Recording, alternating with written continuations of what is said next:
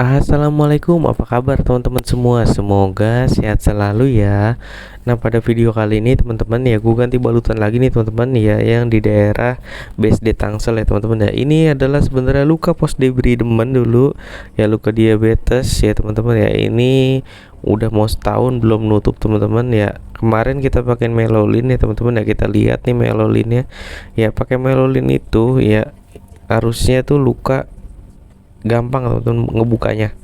Nah tuh teman-teman bisa lihat ya sambil gue siram-siram ya, karena beberapa bagian ada yang nempel. Jadi pakai melolin tuh sebenarnya luka jadi bersih. Tapi kita lihat pada luka ini teman-teman ya. Iya tuh teman-teman bisa lihat ya, ngebukanya tuh juga gampang ya. Nah ini tuh ya langsung pada copot. Sayang ya teman-teman, di sini ya ini pada ngeletek semua, malah terkesan lukanya malah tambah besar dibanding video sebelumnya kalau teman-teman tonton. Ya, kenapa bisa begini? Ya, yang terjadi pada pasien ini teman-teman ya, ini udah dicoba sih teman-teman ya. Intinya pasiennya ini kurang minum teman-teman. Yang menurut dia minum udah banyak ya, tapi ternyata lukanya jelek. Kalau beliau minumnya banyak, biasanya lukanya juga akan cepat membaik ya. Jadi memang minumnya itu harus ditakerin teman-teman, nggak bisa cuman kayaknya udah minum banyak bolak-balik WC. Setiap orang ya daya serapnya mungkin juga udah berubah ya, tidak sesuai usianya lagi gitu teman-teman. Nah ini lagi gua cuci ya. Kalau buat yang belum tahu, bang kok nyuci pakai aqua nggak pakai NaCl, itu nggak masalah ya teman-teman ya, kecuali luka yang steril, misal luka operasi usus buntu, luka operasi patah tulang, luka sesar, itu steril, jadi harus pakai NaCl atau enggak, intinya nyucinya harus dengan prinsip steril.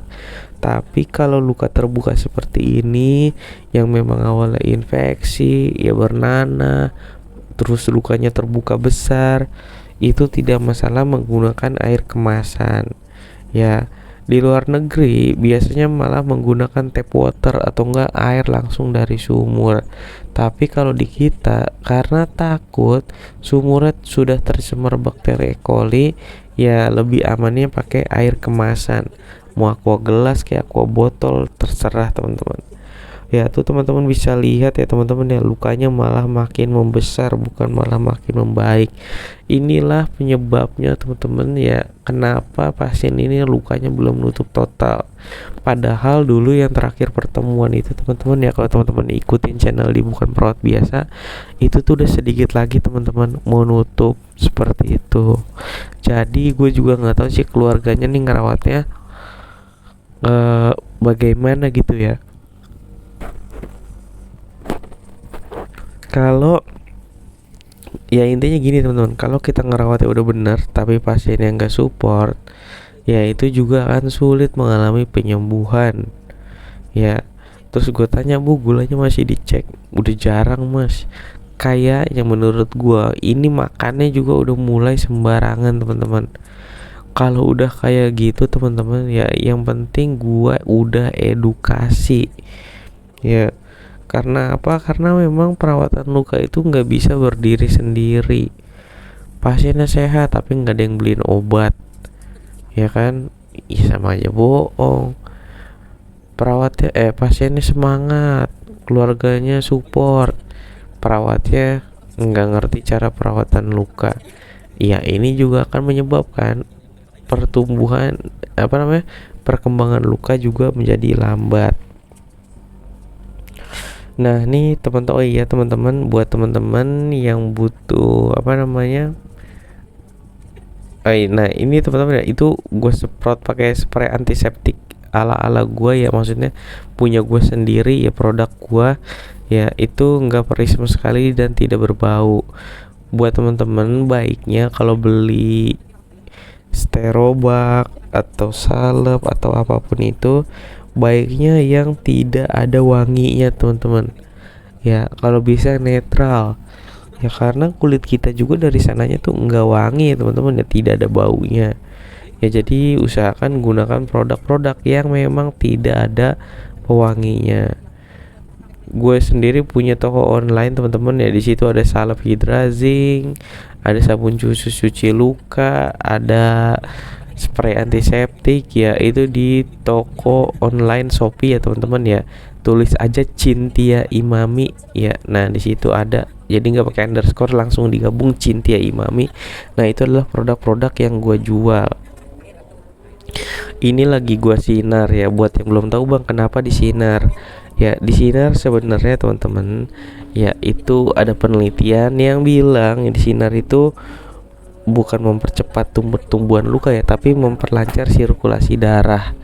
Ya yang kita tahu sirkulasi darah di area luka itu kan ada perifer, ada vena, ya itu akan lebih merelaksasikan pembuluh darah tersebut, ya supaya apa, supaya aliran darahnya lancar lah bahasa awamnya.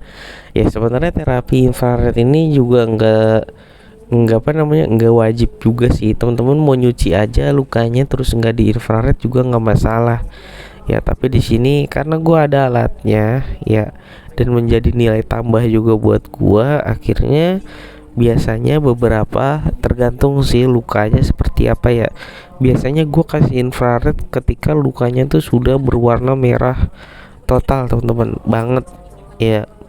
Kalau yang masih selok enggak bang, ya bukannya enggak juga sih, boleh aja gitu kan, tapi tergantung teman-teman sendiri. Buat teman-teman yang butuh jasa perawatan luka daerah Jabodetabek, boleh kontak ke gua, nanti gua taruh nomornya di kolom komentar atau enggak kolom deskripsi. Ya insya Allah kalau masih kejangkau pakai motor, insya Allah gue bisa datang gitu. Untuk harga bervariatif ya teman-teman ya, biasanya gue tuh minta jasanya doang ya. Jadi kasa sama cairan yang buat cuci luka tuh keluarga yang nyediain. Ya jadi setiap pertemuan itu salep udah dari gua gitu kan, salep gue yang sediain. Kalau mau sediain sendiri juga nggak apa-apa.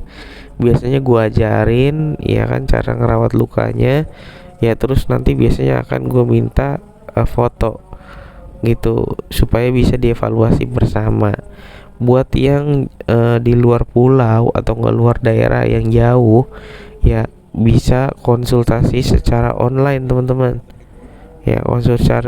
Konsultasi secara online itu berbayar seikhlasnya teman-teman ya, mau 10.000, 20.000, 100.000, 300.000, 50.000 bebas ya. Gue nggak patok, niat gue cuma ngebantu lah. Kalau niat ngebantu mah bang nggak usah ditarif ya. Masalahnya teman-teman ya kan, gue juga beli kuota ya, buat belum download gambar-gambar yang dikirim gitu ya. Ya namanya juga waktu adalah uang teman-teman ya. Tapi kalau teman-teman lagi tidak ada biaya, tidak bisa bayar teman-teman, gratis ya.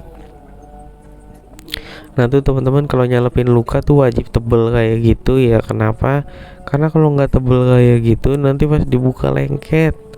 Kalau dibuka lengket, risiko berdarah lukanya. Kalau berdarah ya kurang bagus. Intinya bukannya kurang bagus sih, balik lagi ke fase awal lah di penyembuhan luka. Udah tuh gitu aja teman-teman ya. Itu nggak gue pasang melolin lagi. Kenapa? Karena awalnya kan pakai melolin juga supaya ini teman-teman, apa namanya, kulit epitel yang baru tumbuh tuh nggak keangkat sama kasa. Tapi nyatanya si pasien jarang minum ya, malah bonyok juga lukanya seperti itu. Mungkin itu aja sih teman-teman video kali ini dari gua. Sampai ketemu di video selanjutnya. Wassalamualaikum warahmatullahi wabarakatuh.